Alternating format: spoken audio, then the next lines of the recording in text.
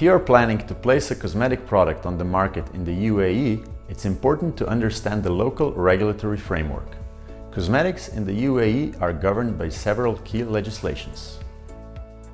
Dubai Municipality and GSO 1943/2024 defines cosmetic products as any substance or mixture applied to external parts of human body or the oral cavity for purposes such as cleansing, perfuming, altering appearance, protecting or maintaining good condition.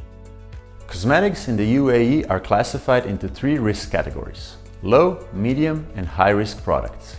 This classification is based on ingredients, intended use and the target demographic. It's crucial to determine the correct category before registration. Additionally, some cosmetic products must comply with halal certification requirements, ensuring they do not contain prohibited ingredients under Islamic law, such as alcohol or pork-derived substances. Before any cosmetic product can be sold or distributed in Dubai or other parts of the UAE, it must be registered with the Dubai Municipality's Health and Safety Department. This process ensures that products meet safety and quality standards set by the government.